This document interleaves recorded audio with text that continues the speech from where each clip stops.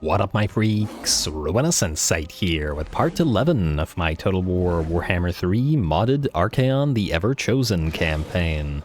So as we saw last time, Cathay is, if not quite in flames, there's certainly chaos in Cathay. And, oh, that would have been a good title for last episode, damn it. Okay, well...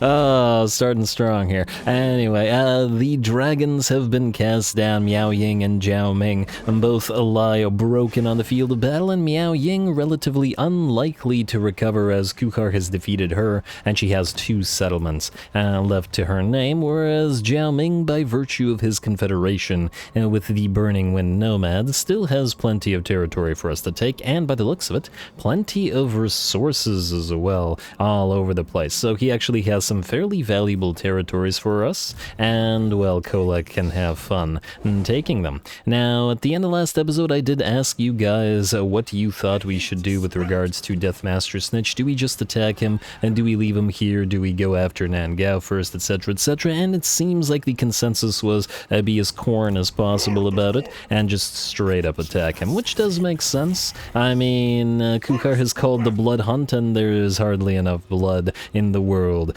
to satisfy him, so we're going to do this. And in fact, if we are going to attack them, I think the Cornflakes and the Corns Chosen have earned their upgrade to Chaos Warriors of Corn with dual weapons. I've been waiting to get some of these dual weapon units in this army for ages, it feels like. Now I do love them so yeah, it'll be nice. And hey, they even kept their names. Oh, fantastic.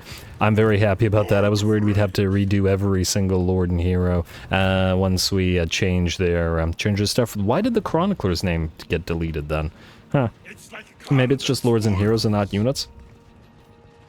Well, at least it's not units. Still nice. Now, before we attack Deathmaster Snitch, let's double check what else we may or may not have to do this turn. In fact, Kuchar's the only one who hasn't moved. Although, unless I'm mistaken, let me just see here. Azazel, yes, he's reached level 12, which means he now has access to his specialist stuff. Unmatched beauty for you, sir. You get the Temptator ability, melee damage, reflection, and damage resistance for all allies in range, and it doesn't specify what the name is, unless it's an augment specifically for you. I guess we'll find out when we get into the fight. We have experience gain for characters for all heroes, faction-wide, and buffs for the army. We have an increase to speed and a massive amount of souls gained from battles via impeccable taste. We have Serpentine Tail, which is a melee damage effect, a Mortis Engine effect, and then lastly we have Ecstatic Adoration, which gives us control bonus and casualty replenishment rate. But this is, I take it, casualty replenishment rate that only applies to Azazel and not to the army. Which means it's not actually that useful, unless I'm mistaken, and this just for whatever reason doesn't specify it. Would hate to waste a point on this if it's not the case, but for now we're not getting it anyway. And what we will get is this. We have 4 points to spend, so we'll get Serpent's Kiss to get Serpentine Tail. We'll get 1 point in Impeccable Taste, and rather than going for the second point in Impeccable Taste, we'll go for Drive for Perfection, because over the next few turns, the additional experience gain for all heroes. It says all heroes, it doesn't say this army. So I imagine that that's faction-wide, and if it is, that'll be helpful everywhere. Well done.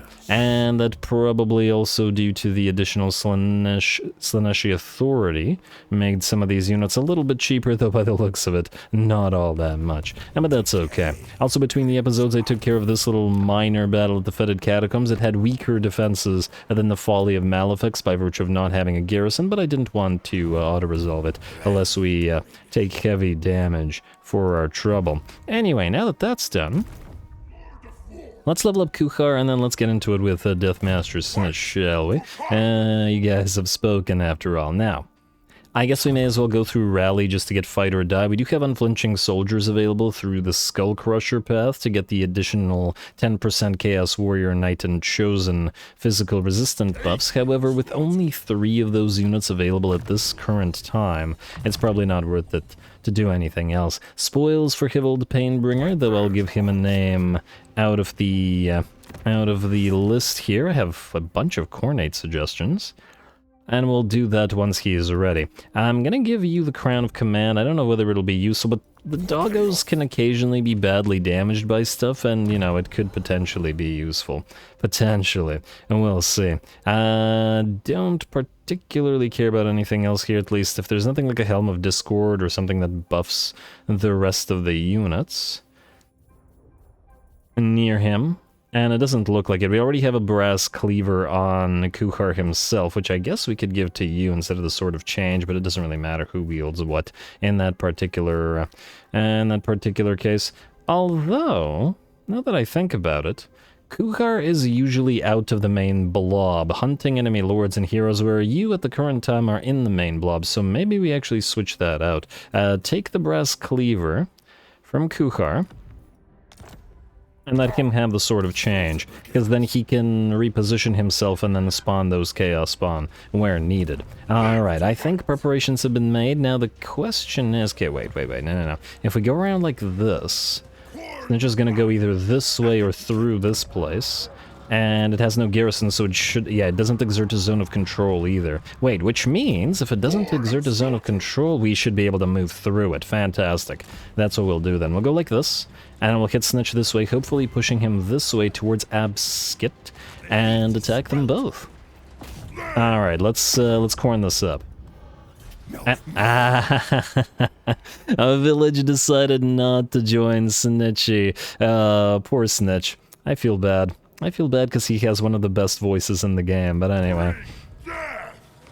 Snitch, I mean. Really love his voice. Not as creepy as Scrag, but I love his voice acting. Kind of reminds me of Grimgor, just a teensy bit. He speaks a lot deeper than you would expect for a Skaven to speak. Chaos has no use to Snitch. You get pets. Hopefully we can vassalize him before he does. Anyway, let's see what we've got here. We can hit either army from here. The question is, which one do we want to hit? We could allow Deathmaster Snitch's army to be the main army or to come in as a reinforcement army. You know what? It'll probably take longer to kill his army than this army, and by virtue of the buffs in it, meaning we should probably annihilate Abskit's first and Snitch's after. Plus, Snitch will be destroyed because his army's already moved, whereas Abskit will not, so there is also that to consider. Out of curiosity, if we go into... no. We can't use summoning, though it would be pretty useful against the rats, I imagine. But anyway... away we go. Before we get started, once again we have made the threshold for the engagement, so this will obviously be an hour episode. Again, creeping up on Lewin's record, but he went for all 30-something episodes, but we'll see.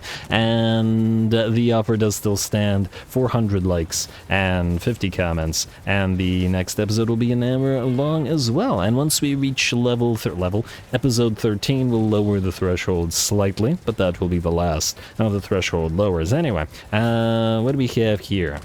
Yeah, just an obnoxious pile of Night Runner slings, Skaven Slave slings, more Night Runner slings and Skaven Slave slings, and some regular Night Runners as well, who do have Snitch's buffs on them. And they do have decent amounts of armor piercing, as I recall, in their shurikens. Yeah. 12 armor piercing missile damage. It can hurt quite a bit, so we'll have to watch out for the skull cannon and potentially for our heroes, as they can certainly be sniped by the assassins. And they're not going to be as good as gutter runners, but nonetheless. Anyway, here we go. Pyrrhic victory, we'll see about that, though Pyrrhic is the way Khorne likes it, and casualties high, as always pleasant to Khorne. The blood hunt continues.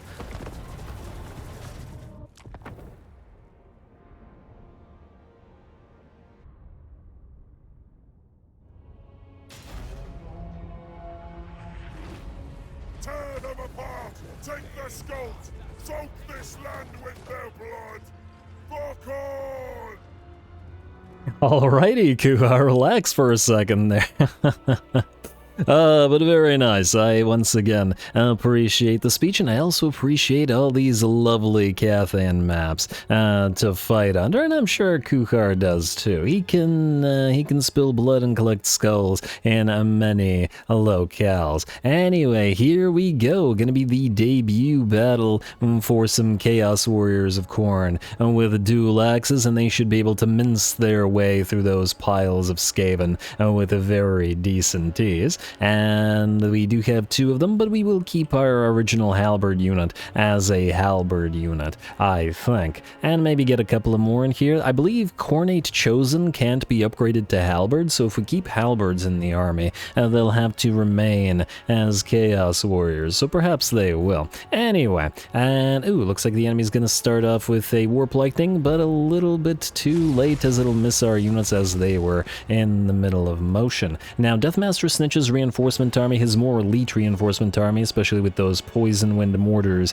and those Warp Grinders, is coming in from the left flank. So the goal is to use our Flesh Hounds and our cavalry, and to some degree our Skull Cannon, to run down and destroy this army as completely as we possibly can before Snitch gets here. Alright, looks like the enemy lord is on a Doomflare and will foolishly charge into the halberds and trolls, stopped in his tracks by the trolls, and then with Kuchar here, I don't imagine he's going to survive long, and is already at half HP. Well, we'll leave him to explode there, but not in a good way, but in the meantime, let's see those Chaos Warriors of Khorne with dual axes and get into combat. There we go. Plenty of rats for them to kill in Army 1, and I'm sure there will be plenty in Army 2. They got a little bit of backup from those good boys, the Flesh Hounds. And there we go. Nice. Working together, and looks like the first of the enemy units that they came in contact with, and the second one, are already booking it out of there. Our Skull Cannons are moving through the enemy formation, and this is absolute havoc. Yeah, the enemy army pretty much just shattered within seconds of being charged by a Khornate forces. Weirdly enough, the Chaos Warriors of Khorne have surprisingly low charge at 30.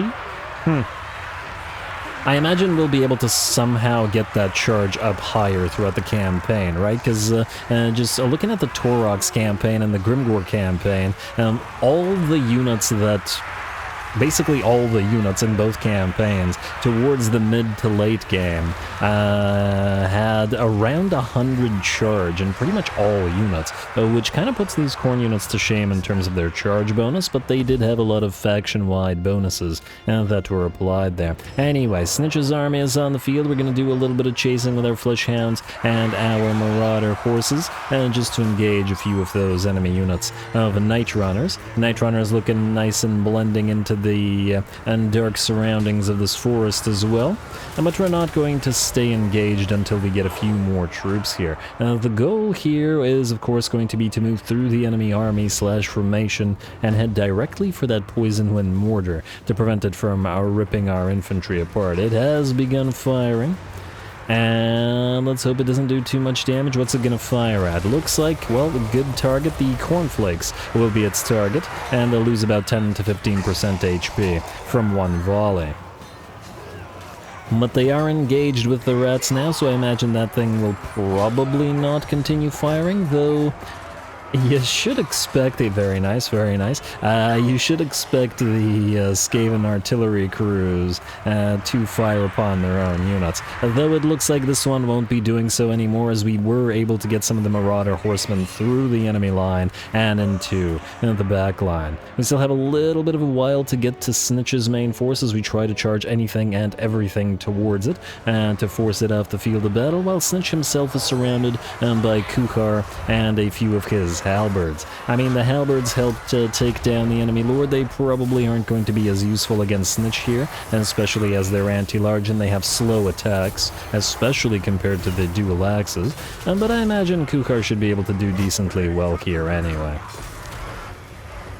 I do imagine he would need support to one-on-one Snitch, but, well, he's hardly one-on-oneing him because there's a unit of Eshin triads with Snitch as well. Anyway, it's starting to look like this battle will actually be fairly quick, as most of the enemy army is already collapsing. The balance of power is, I think, lying at this point, because even though it says about 70%, this don't look like 70% to me. Most of the enemy army is routing, and in fact, the entire thing will shatter quite quickly.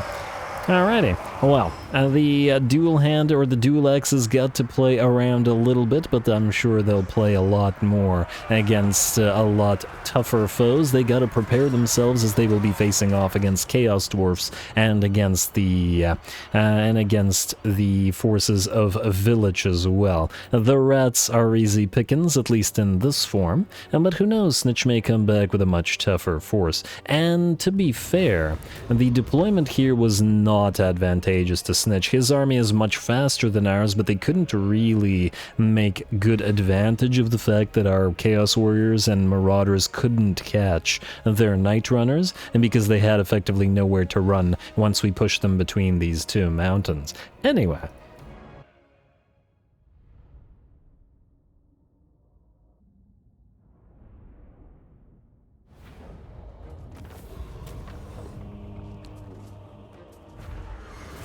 Alright, very nice work to Kuchar, and 190 kills on the Cornflakes and 116 on the Corns Chosen, both coming into their own with those dual axes already. Very, very nice. And about 331 kills and 30,000 damage on Karanak's Puppies, and the Kuchar's Good Boys and the Corn Dogs did fairly well as well, and as always, with 32k, nearly 33, the Skull Cannon still and does the best in the army. And that Skull Cannon, though. Marauder Horsemen did fairly decently as well, and we're gonna have to upgrade them sooner rather than later as well. I wonder if we... Wait, let me just think about this for a second. Let us sacrifice captives here. And the rest of this army will run. We probably won't be able to catch it, but that's fine. There's... yeah, there's barely anything left there. We got the attribute stock for Kuchar.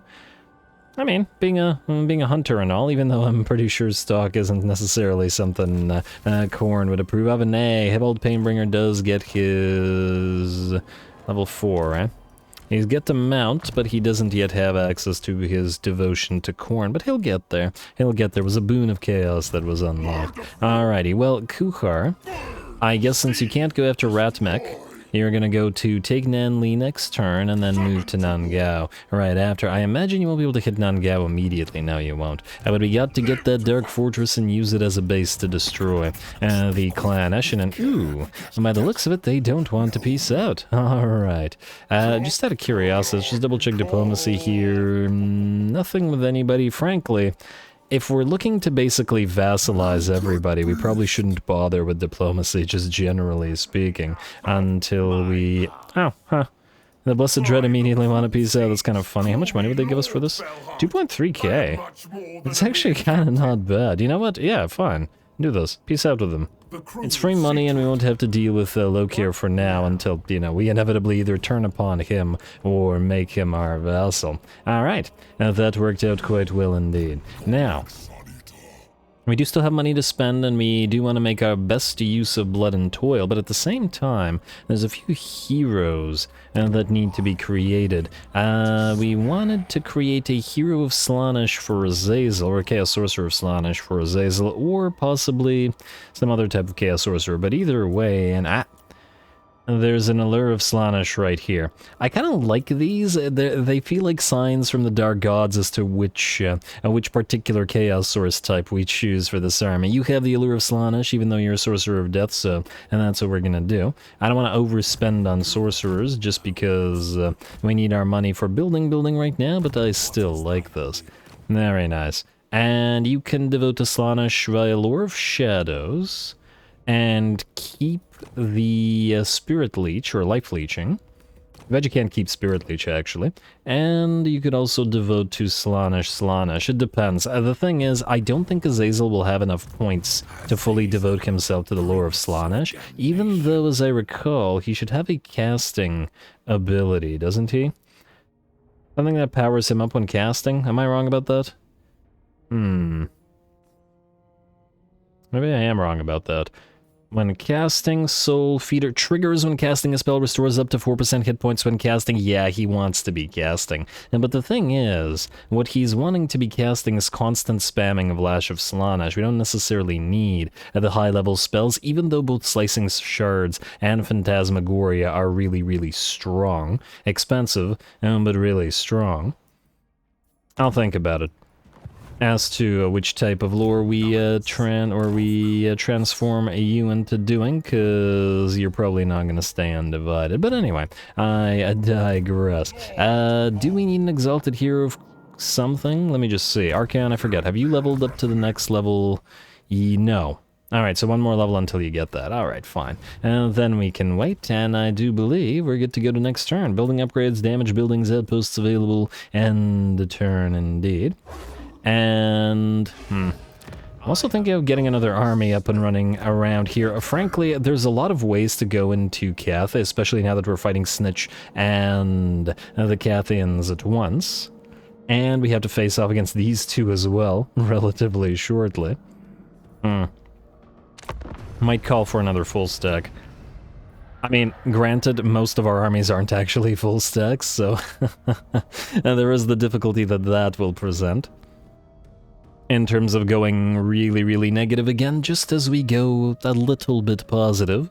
But you know what, that's been a bit of a theme throughout this campaign, and I don't foresee it changing anytime soon. You want us to declare war against Clan Moulder? We will, but not right now, as we are busy. I might have to move Azazel down to deal with him. What do we have here?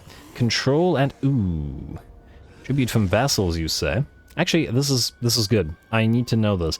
So you're at 20%. And we're at 463. What will this give us? That's not bad, about 500. So, what that means to me, or what that says to me, is that we should try to rush the Gift of Chaos that gives us plus 25, I think, to us. Tribute from Vassals? Yeah, Undying Oath. Which could allow us to field like 5 more units of Marauders, which, you know, I wouldn't say no to. Anyway, Kuchar. Yeah, you can't reach Nanga, but that's just fine. I guess you're going to Nanli, though there's a decent chance that the Skaven take it. I'm almost tempted to take Wang Chang first. Although there's no guarantee that you'd be able to go from one to the other. But if the remnants of that army went here, we should destroy it. On the other hand, these guys are recruiting, and this will allow Miao Ying to potentially recover. Hard choice. Hard choice. Let's do this first. This may be in there. Damn, he went over here. It wasn't there. Oh, well. And what can you do? Auto-resolve this, hopefully with not too much damage. Oh, damn, that did a lot more damage than I was expecting. And we can't sack it, so we'll just occupy it and hopefully heal up a little bit. And Gorby's Chariot for Kuchar. No, I don't think so. He likes hunting individuals down so he can keep the Chaos Steed. And we're healing okay here. It's not horrible. It's not horrible. We'll keep the summon. I don't really care about it right now. And we will uncollect the income. We will build iron here, but later on, because there's a decent likelihood that this guy takes it now. Yeah, you won't be able to reach it. On the other hand... I wonder if you start here next turn, maybe you can take Nangao and then Nanli, which would make it a little bit easier, actually. We'll see, and we shall see. Now, you're at level 12, so you can get one of these, but frankly, only like 2 units would get any benefit from them right now, although fight and die would be nice. Fight or die. Should be fight and die. You know what, I think... Yeah, we can still get it. More likely than not, it will be the doggos that reach higher ranks first, so we should level them up, and that will be freakish mutations by the looks of it. Flesh Hands of Corn, all War Beasts, Monstrous, and Monster units, and this apparently includes all demons. It's not separated like it is in this portion of the tree. Alright, freakish mutations it is, and then on to fight and die. Lovely. And then you, sir, just need to get to that level 5 and get spoils again for a little bit more monetary rewards as we continue fighting. Archie, you... Okay, so Darkhold is, by the looks of it, here, since there's a road here. Can we reach it in raiding stance?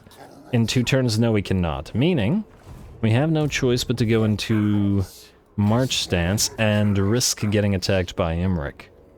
Oh, nonetheless. Archaon, take the chance, buddy. And I see no Imric nearby. Black Fortress is also valuable. We'll hit Darkhold next, and then we'll loop down towards Bitter Bay and Ruin's End, and end up at Pigbarter. Alright, in fact, you're at war with Imric right now, right? Maybe we can ask Imric to join the war, that way we won't draw a bunch of other factions into the contest. Azazel, what are we looking at? Now, there was a stack nearby here somewhere. Can Azazel even take the Folly of Malifix himself? Go into Summoning. Ah, there it is. Okay, interesting. Pyrrhic Victory, we're actually going to have to fight this, and what we might be better off doing is using Gulator as a reinforcing army. Like, wait. Get out of the settlement, Gulator, I have an idea with you, bud. You can... It's 25% to engage in ambush, correct? Meaning, and we can get a little bit closer, and possibly once this army tries to go after Azazel, and we can get into ambush. So go, like, right here. I don't want to waste too much movement. This is still 29? Go here.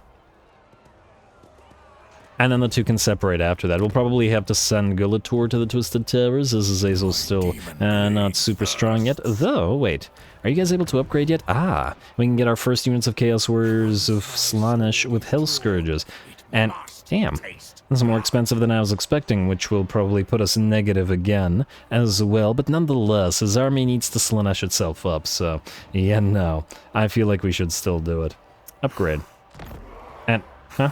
Oh, only one is allowed? Alright, fine, then only one is allowed. And you, by virtue of that, can have a name. You can be... Princelings of Perfection, although that feels... Oh, wow, it just fit by one letter. That feels like it might belong in... What's-his-face's... the Decadent Hosts armies, or Sigvald specifically army. But oh well. And you know what, I'm gonna give you a name as well, just because we're gonna upgrade you next turn as soon as we level up. And you're gonna be Pillarman. Somebody play the theme song. Anyway, we are good to strike. I guess we're going to fight this manually as well. And away we go. Decisive victory, low casualties. I mean... what's the likelihood that we take a massive amount of damage? It doesn't feel worth it to fight such a small stack. Oh, actually, it'll kill off the Blister Boys? Okay, yeah, well then I guess we do have to fight it. Razor Standard can go back to you, since you have very low weapon strength, generally speaking. On par with Marauders, in fact, you'll be lower hitting than Marauders if you don't have the buff. But obviously the point of these guys is those whips and that massive overwhelm debuff. And I like the idea of all the whips in Azazel's army. I'm sure he enjoys it anyway. I should shut up. Go.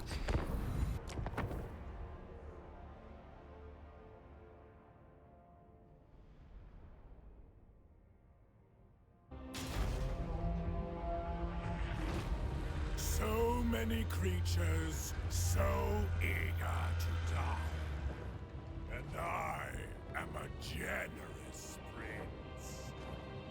Alright, here we go, though Azazel is probably not super happy about those cornate skies overhead that he has to fly through, but he can always take his annoyance out on the enemy, and he'll start with a Lash of Slaanesh going into one of the enemy units of Dark Shards, and before landing, in order to annoy them while the rest of our troops move on in. And it'll also be the debut battle for some of our Hell Scourge Chaos Warrior, those are Chaos Spawn, Chaos Warriors, the Princelings of Perfection in this particular case, and they do have those whips and that overwhelm ability, which we are looking to apply to the units of Harganeth Executioners. That said, the Harganeth Executioners hit so hard that even overwhelm and doesn't seem to reduce their weapon strength particularly significantly, but hopefully between the spawn and the scourges, they'll make, let's say, not quick work of them, but decent work on them. The problem with these Scourges is that they have very low damage and very low attack as well, so they need something to dish damage out, like Spawn or like Exalted Demonettes or something like that. So we'll definitely have to sort of build around that. But anyway, it's still a nice contest to see these two face off. The big old Chaos steroids on the Chaos Warriors with Hell Scourges make them look completely gigantic compared to those units of Executioners. And it does look like the Executioners are slowly being overwhelmed. Down to 71 weapon strength. Now a little bit better, and we do have some Marauders of Slaanesh helping out because, well, they do more damage, or at least they have a lot higher attack than the Hell Scourges do. Anyway, we are moving into the enemy settlement from every single entrance that we can find, Slaaneshi Giggle, and are going to try to engage basically as many of the enemy units as we can in order to loop around them and stop all those range units from firing. Azazel is also going to try his best to annoy them and keep the second unit of Hargoneth Executioners from joining the field against all of these Marauders, which they would obviously rip apart with great ease. And Gulator is also moving into the fray, and our unit of the our Sibilant Slaughtercade here is going to try to annoy some of those units of Dark Shards as well. Though it looks like it did get stuck a little bit, it'll push its way through. I like those glowing halberds. There we go, one is through, and I'm sure the rest will get through, and by the time they do, we've got the Marauders charging in to hit the enemy in the back, while the Chariots look to hit other enemies. Oblique Swords facing off against Marauders here, and these are just the basic Marauders until we can Slaaneshify them, and there we go. Chariots helping out a little bit. Probably haven't done, or haven't had the opportunity to do too much damage now, about 3k, but they're working on it. Well, they are taking a surprising amount of damage to the Bleak Swords there, all things considered. 41 melee defense and 110 armor after all, but anyway, and not a big deal.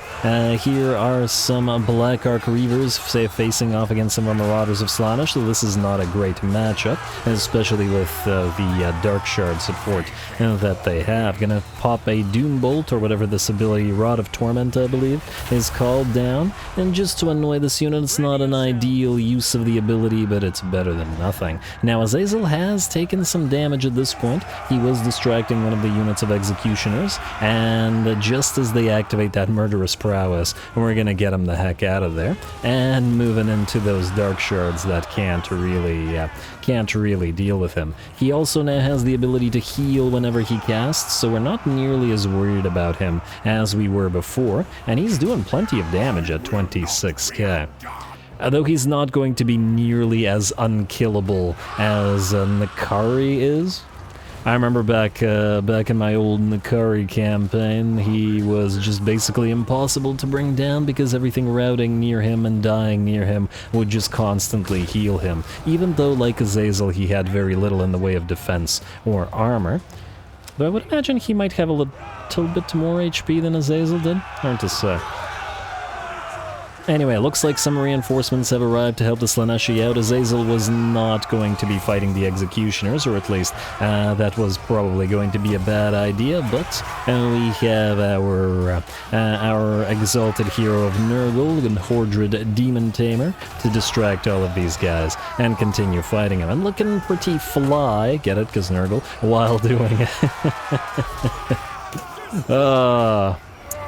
I've been waiting to make that joke. Anyway, he can continue this work and not be too super afraid of those Executioners. In fact, they're barely harming him whatsoever. 95 melee defense when buffed up.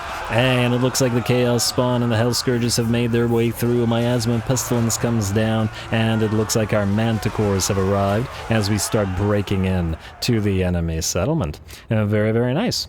And also, yeah, you guys give me a lot of suggestions for this guy's name. I'll pick one maybe next episode. Or I might combine a couple. That might be a decent way to do it as well.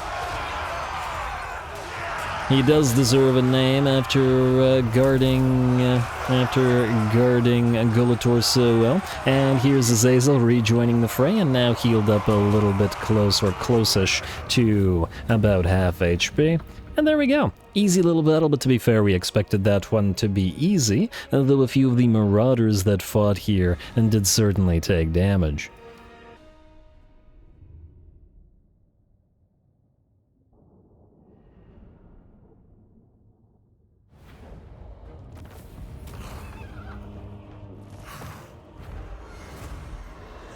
Alright, there we go. That went reasonably well, though I did allow the Sibyl Slaughtercade to take a little bit too much damage to the point that it got down to just the one chariot. And gotta be careful with those things as they are fairly fragile. I guess we're just gonna occupy rather than sack here, as I don't want you to move away, and hopefully, what I would like you to do... Hey, more souls gained from Battle for Azazel, and another Scroll of Aramar. These things are everywhere. Just the landscape is just littered with scrolls of Aramar. Anyway, we want to try to draw Scarissa here to try to attack Azazel, so we're gonna pop you, sir, into ambush, with the hopes of doing so. And then we can peel away. Looks like Infernius or the Crag here are still alive. They're vassals of the Decadent Host. We just have to make sure we find whichever place, it looks like the Twisted Towers, will allow us to take them from them.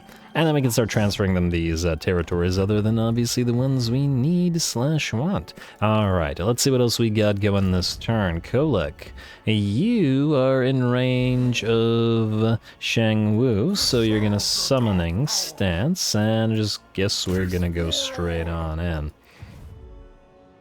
I also need to get you a Sorcerer. Pyrrhic Victory, yeah, they do have a fair few units, so we are most definitely going to fight that. Alright, don't bother building rams and stuff, we'll just have Kolek batter the gates down, or just use Stone Shatter. Hudaka, you need to go to Azazel. We need to spend our money before I forget this turn, because we have a decent amount. And we need to make sure that we use it while we have the reductions. Anyway, we don't care about leveling this up past level 1 at this point in the game. At least I don't think it's worth our time. We probably will want to level all the strategy chambers, but they take a back seat to the favor buildings.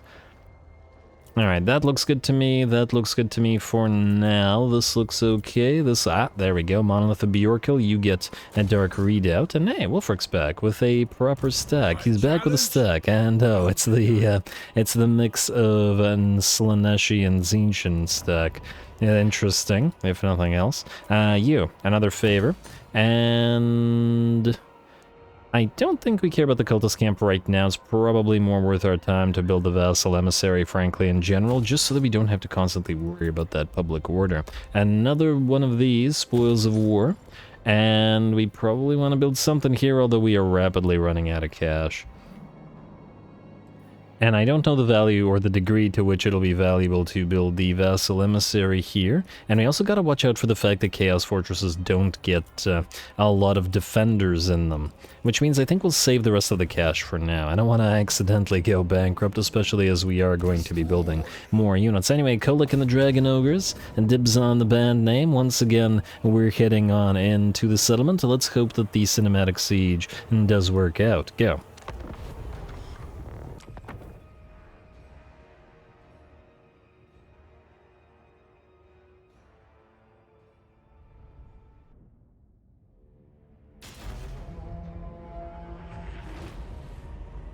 Legend endures! Oh, look at Kolek's little babies. They're so cute. He makes the regular Dragon Ogres look so tiny and adorable by comparison, or at least when they're like this. It's less so when you can actually see how tiny the regular Marauders and other units are by comparison. But anyway, here we go. We've got that Shatterstone available to us, and thus head directly into the breach. Though in my headcanon, Kolek just charges the wall and knocks it down, rather than some kind of army ability. But I suppose the Archaon would probably be capable of doing the same. So it all makes sense. Anyway, here we go, right through the breach, and Kolek is gonna start whacking away at everybody with his big old maul. He's also gonna cast a few things, and Urnon's Thunder... Ooh, looks like the enemy cast an Urnon's Thunderbolt just as we did. Very nice. Alright, exchanging some thunder, and if nothing else, I think Kolek can appreciate that, though I feel like it should, like, heal him or power him up or something, if others activate the Lure of Heavens nearby. just to make him stronger. And ooh, a Comet of Cassandora comes down in the background, leaving that lovely foggy effect. Actually makes the breach in the wall look a lot neater, as it looks like we're still coming through the ruins of the wall, and it's just flying dust and debris and whatnot. But yeah, plenty of spells being exchanged here. We got our Piercing Bolts of Burning, our army-bound ability coming down, while the rest of our Dragon Ogres make their way in a big old Death Star into the enemy formation. And I think the enemy have a compass, don't they? That's how they're dropping all these spells. Yeah, there it is. Wuxing War Compass plus they have, I think, do they have an alchemist, or I thought they had a hero. Not the Lord. I think there's somebody else in there, and we should be aware of it to see what's happening. But anyway, I'll take a look at it later. I just can't see it now. It's probably right in the center of the screen, but whatever. And doesn't matter, I'd rather see the Dragon Ogres and do their thing. Obviously, all those Jade Warriors are still very much a threat, and another Urnon's Thunderbolt. This guy is out Thunderbolting us. But anyway, they've got the Jade Alliance trying to hold us off together with the Jade Lancers, and Jade Warriors, while the tower tries to fire those Cathan rockets at us as well. In the meantime, the Summoners of Rage have summoned up a Ball Lightning, or Chain Lightning, right in the middle of a blob of enemy warriors, or Jade crossbows, and by the looks of it, it did plenty of work, basically deleting 3 units with that single vortex. Certainly worth our time, though it looks like another Comet of Cassandora comes down into the blob of our Dragon Ogres and our Trolls. At the same time, it's relatively useless. They can, or should be, dropping those comets down on the Marauders and not the Dragon Ogres, who are taking basically no damage from it. Alright, nice little contest with some of these Jade Lions here. I do love the Jade Lions. They're shockingly cheap for how effective they are. Alright, and down you go. Oh, that's kind of adorable. The way it just freezes. Alright, I think actually that might have been the first time I saw one of their death animations, or paid attention to it at least. In my UN Bow campaign, I don't recall them ever dying, so yeah. Adorable. Alrighty, well, looks like this one is being pressed forward with the rest of the Dragon Ogres as they move. Somebody take a whack at it. Thank you, random Dragon Ogre. And down goes the other one, and also freezes in place, but in a different sort of position than the original one. I like that. Very nice indeed. Cool little statue pose, but anyway, let's see what we're doing. Kolek is in the middle of the biggest blob of enemies that he can find, with his special Summoners of Rage following him along. And he's got 164, 167 kills on him already, though he has started to take damage from enemy missile fire. Now we are moving in here, but as you can see, this is not all of our units and not all of our Trolls and Dragon Ogres, as the others have moved over to this side to break down a barricade and annoy some more range units and melee units. And he has a surprisingly decent amount of units in here. Anyway, working together with those Marauders of Khorne, mostly because they were available. Although eventually, or Marauders of Nurgle rather, not Khorne, although eventually we will be deleting them out of this army, as it is obviously a monstrous army, and will stay as such. And I'm still on the fence about making it all Dragon Ogres, or keeping some of the Trolls around. Somebody did suggest we get a few Manticores in here to take care of aerial threats, which is certainly a possibility. Although the fact that Gulator already relies on some of those Manticores is a little bit iffy as well, but at the same time they would have been able to knock down this tower by now, which would have been nice as well. We could also just forego that and get some Chaos Furies in here, which are obviously a lot cheaper and going to be less effective, but I don't believe that Kolek buffs Manticores directly. And I'm not 100% sure that we have a place for Furies in other armies. We could also get a Cockatrice or two in here. which might be nice. Lots of options is what I'm getting at. Chaos is a pretty good roster, especially when you have access to both Chaos Warriors and Demons aplenty via various means, so we can build lots and lots of different armies and play them in different ways, which is pretty great.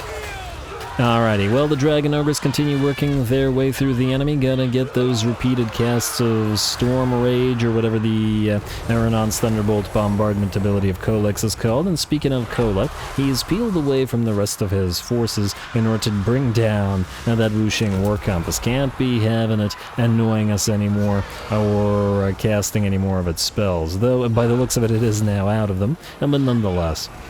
It hit us with one too many, and Koleg doesn't appreciate it. There we go. Down goes the compass, and back into the fray Koleg goes. The fray continues over on the right side of the map as the enemies continue to hold off both the trolls and ogres. But the armor of the trolls, at the very least, is, by the looks of it, very much holding strong. They're about full HP, and they do have troll regeneration to rely upon. Dragon Ogres are a little bit the worse for wear, especially over here, as 1, 2, 3 if the Dragon Ogres are down to about half HP. So we'll have to be careful there. I'm not sure any of them are actually dead, in the sense that the unit is damaged, but no units have been lost, but they will start dying eventually. So we do have to pay attention to that, and perhaps withdraw them as they get too badly damaged. Anyway, Summoners of Rage are probably best at summoning their own rage, and we'll use it to attack those Jade Warriors with gusto. We do have some halberds and swords working together, so at the very least the enemy does have some anti-large. And man, I love how different our armies are at functioning. Since we're getting all these battles of different lords in every episode, managing to find lots of fights in at the same time with different lords with different army compositions, every battle is quite different from every other. Although sadly, because Archaon's traveling now, I guess he won't be able to get a battle for, well, probably not this episode, but I'm sure we'll get him one. And next time, he has Draj to defeat after all, after he takes the Darkhold. Alright, anyway, how are we looking here? The balance of power is at about 80-85% perhaps in our favor. We finally managed to capture this minor supply location with some trolls and dragon ogres and some pups, and have managed to bring that tower down. Might also be a decent idea to get a few of the pestilent warhounds in this particular army, as more likely than not, this army will have a small Nurgle contingent with a couple of exalted heroes of Nurgle to reapply healing to all the piles of Dragon Ogres. Since, like the trolls, unlike the trolls rather, they don't have regeneration, we will need ways to heal them up, and yeah, they are clearly damaged. Where the trolls, not so much. But of course they'll get stronger over time. Anyway, looks like this barricade has been broken, and I mean the flesh barricade that came after the wooden barricade there, and now we are laying into all those crossbows, now unprotected by their lines of Jade Warriors and Jade Lancers. There is still that enemy Sky Lantern firing upon us, but we can do nothing about it. But it looks like the enemy can do nothing about us either, as the enemy army finally breaks.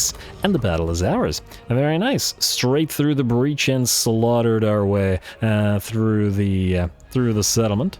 Very, very nice. Big pile of dead here, here, and here as we fought at 3 different major points. Fun fight.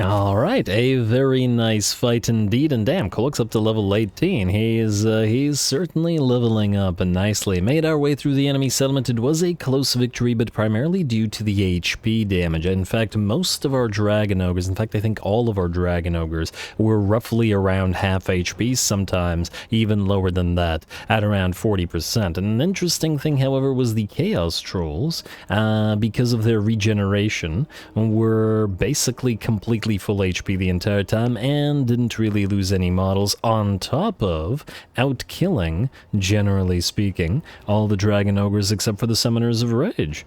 So a good job to the Chaos Trolls, not to be underestimated, especially in their armored forms. Gotta appreciate that armor and regen. Anyway, you get 4.2k as a reward for that, and I guess we sack it for 2k. We're actually keeping this one, but it can repair over time. Hopefully Killa can still take it. And yeah, he can. Alright, good. And just go for it, sir. Occupy. Very nice. And we're not going to repair it right now, just to let it sit until we're ready to build stuff, although frankly, I mean, I would build these right now with our reductions, but there's a decent likelihood that the Cathan armies will return to reclaim at least some of these territories, simply because we don't have enough troops right now to hold all of this ground. I also do wonder where Kugath is going, where he's hanging around. Might also be a good time for us to generate a new lord somewhere around here, and then send him southward. There's plenty of stuff available here, a Dragon Ogre at the very least, some more trolls, and a bunch of marauders and a bunch of stuff, though it'll cost us an insane amount of money to do. Anyway, we got a little bit more cash out of that, which means we can build a little something, and the question is what and where.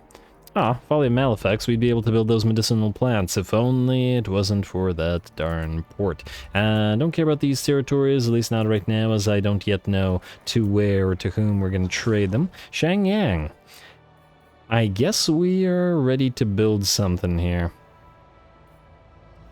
Public order is kind of problematic, so Vassal Emissary could be the way, but once again, I am concerned about a full stack of Skaven appearing out of nowhere and just taking the place over, as there aren't much in the way of defenders. And yes, we could build the Haunted Tower and then delete it later, but at the same time, I don't really want to waste the money. We got units we can recruit here as well if we want to head down to Shang-Wu and then take that and send another army this way, and maybe even link up with Kolek. Might be something to do next turn, but not this turn. Kuchar, just a quick check on you. Damn. I wanted to double check whether this guy had reached level 5, but alas, he is not. And next turn, we get the Undivided Mark of Slaanesh, or the Mark of Slaanesh, rather. Undivided Mark of Slaanesh.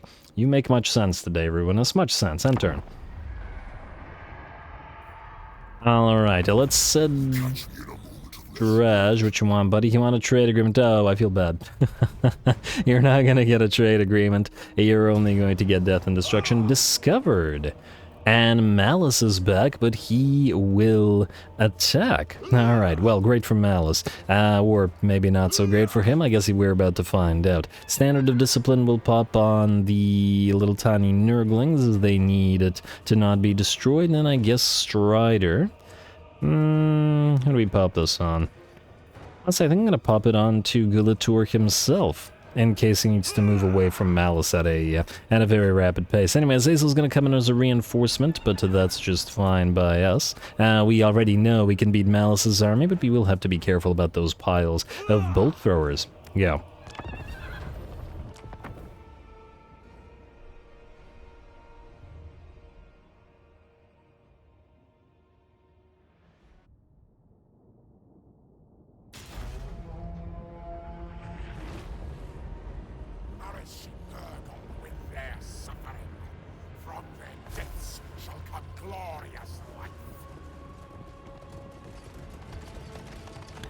Alrighty, here we go, and the lighting here looks fantastic, and despite it being non-Nurgly skies, actually, I think, makes Gulator look all that much better. There you go, buddy, and of course his guard, his exalted hero, as well.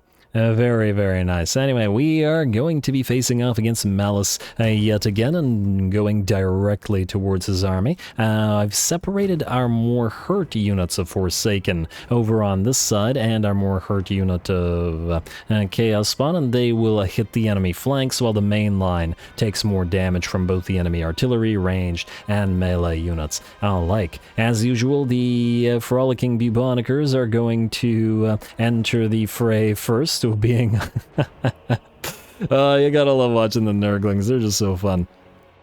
And I immediately forgot what I was gonna say. We're gonna apply Curse of the Leper on them as they head into the battle first. giving them 60 armor and melee damage reflection as well. So obviously, while they won't win this particular fight, did allow them to hopefully heavily damage these Corsairs, especially between the double plagues that they have, or the plague and the poison. Very nice. Anyway. Nurglings versus Black Ark Corsairs, but Gulator has arrived. And they're going to move to help out, and oh, would you look at that, the enemy is going to come in with some Harpies and some more Black Ark Corsairs to reinforce, but they're going to meet a Miasma of Decay and be debuffed while they do. Oh wait, that was actually a Blight Swarm. There's our Miasma of Pestilence. Now the Miasma of Pestilence comes down as well, and Malus is in the middle of the fray as well. A bit hectic on the very front of the battlefield here, but frankly it is no less hectic in the back line, while Malus and his only melee units are distracted here by Gulator and a few of our units of Forsaken. Malus's back line is being absolutely crushed. Our Mantgors have peeled away and we're working together with the Doggos to distract any enemy units they can, such that nobody is firing, and additional units of Forsaken spawn and more Doggos are moving in to chase everything down and destroy it. Oh, I love those lightning flashes in the sky as well. I think it's the contrast against the redder skies that makes the Nurgle army actually look nicer, because if it was all green then everything would sort of fade in to itself.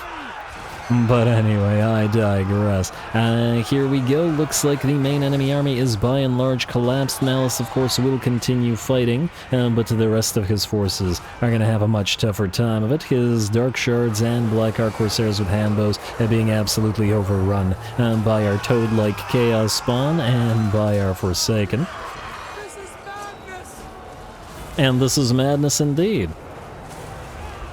Alrighty, keep following. The Murderous Prowess activates, but too little, too late. In fact, speaking of too little, too late, or just too late, looks like Malus will actually break. I think he did not have the, he didn't have the opportunity to transform into Tsarkan. He shattered before he could, as the rest of his army broke, and the AI, I guess, was too late. Maybe it wanted to save some HP, maybe not. I'm not sure, but interesting. We are not going to kill Malus off, however. We're going to let him live to fight another day, or at least fight for half a second next turn, as we would want to get get the defeat trait on Azazel, if possible, if we can reach him from here. Anyway, another easy battle, and Malus breaks yet again to Gulator.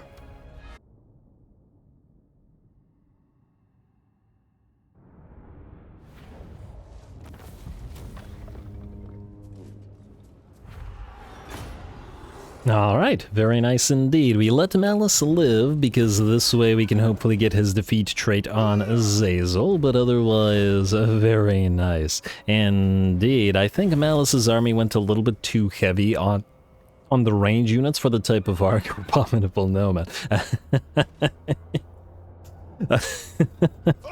Oh, damn you. Alrighty, for that, I completely lost my train of thought again. The range units are going to have problems with this type of army, because the Forsaken run fast, they're reasonably heavily armored, and they poison them as well. Anyway, get a decent amount of cash for our trouble. Damn well we should. Malus will back up, and hopefully we'll be able to run him down with Azazel. Snitchy will want peace, but by the looks of it, he does not yet want vassalage. We'll see about that.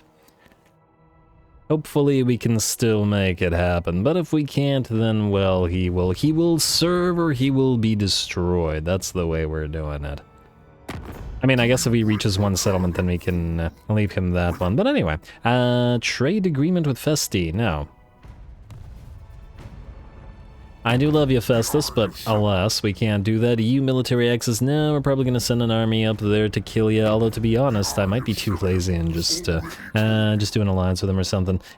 Craig, you, funnily enough, if we're about to take the Twisted Towers, you should become our vassal instead? Unless there's two different Dark Fortresses that steal them, so I don't know. Well, I guess we're gonna give it a shot. Hopefully this doesn't come back to bite us and tank our reliability, but we'll see.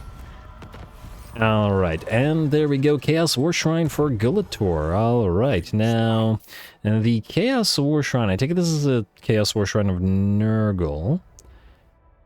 Children of Nurgle, no, it says passive ability, Smoke and Mirrors, Touch of the Plague, Explosion, Vigor Loss Reduction, Lethal Poison, and Giver of Abundant Glory. Heal per second, affects allies in range, yeah. Alright, I think we're gonna keep him on the War Shrine for now, and we'll have to build up his his stuff. His items, that's what I mean by stuff, around that idea. Anyway, Malus, are you still close enough to kill? It looks like you are. There's that warband upgrade, Azazel. I guess you've earned it now, so... I still am not sure how many of these guys we're gonna keep in this army, as in it probably won't have a million Marauders. We can always swap with, what's-his-face? With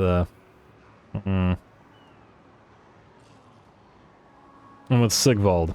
Oh, let me guess. If we manually try to attack, this is gonna kill the Sibyl and Slaughtercade, isn't it? Isn't it, game? I know what you're up to. Anyway, you can have Paradise Found now. Path to Glory, minus 25% souls cost to upgrade to characters to Demon Prince of Slaanesh, and souls reduction to devote to Slaanesh. Zazel really likes souls, is what he's getting at, and a little bit more Slaaneshi authority, in which we can use to reduce the upkeep of these guys further, despite the warband upgrade cost. So you all, for now, are going to get various Slaaneshi upgrades. I guess we can do, let's say, half whips and half non-whips. Let's say you 4 whips and then you 4 non-whips. I don't know how many are going to be all whippy here and how many are not going to be whippy. But I do like that debuff that they get, so, yeah. And we can always upgrade these guys to Knights, but we can't upgrade them to Chariots, which will mean the need for more Marauders. We also have this regular spawn in here, which we don't need. But anyway, Marauders of Slaanesh, regular. Alright, those to do the damage dealers, and we can always swap to more whips later on, or Hell Scourges, whatever. Fancy whips. Fancy whips. Malus, die, please. Wait. I don't know if this will actually help us, but do it. I'm hoping that it'll still let us auto-resolve without killing the Sibyl and Slaughtercade. Oh, it won't kill the Sibyl and Slaughtercade. Fantastic. Alright. Pigeon Plucker Pendant to what is this? Huh. 73 units lost. Are you telling me that the auto-resolve despises the Whippy Boys? Well, that ain't great. Well, hopefully once they're in chosen form it won't matter as much, but damn, that's a little bit unfortunate. There we go, Azazel lost armor, but he had barely any armor in the first place, so frankly, it won't make much of a difference. He's going to be a lot more reliant on healing himself via casting, and hopefully not exploding. At least in a bad way. Gulator, looks like you can reach the Twisted Towers directly from here, which is fantastic, as I think you should be able to auto-resolve it real easy. And then we'll see about the Crag.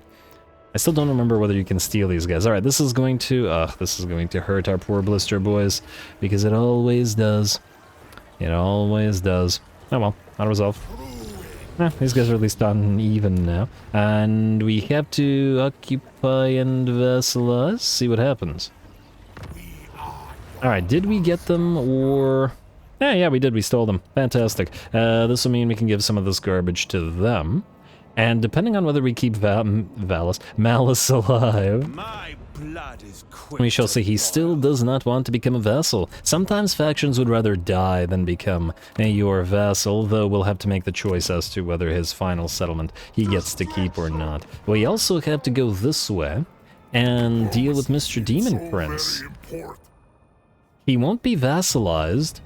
Alright, actually, I'd like your guys' opinion on this. So, as you guys have noted, you can't vassalize him via subjugation, meaning we have to trade him something in the hopes of vassalizing him that way. It may not be possible, so if he refuses to upon trading him a settlement, do we kill him off instead?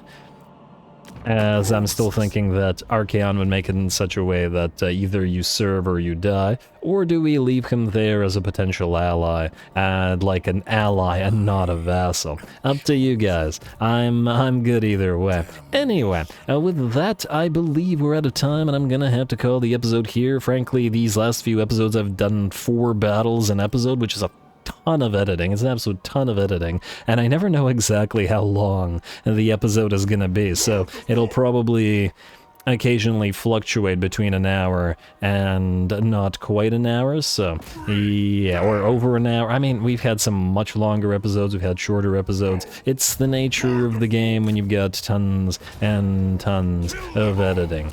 Anyway, as I said, calling it here. Next time, Kukar will destroy the... Path to Glory unlocked. Well, that's just lovely. Yes, complete a challenge, Boon of Chaos. Alright, I'm willing to gamble right now. Let's hope we don't get screwed over by this. Come on, give me something good.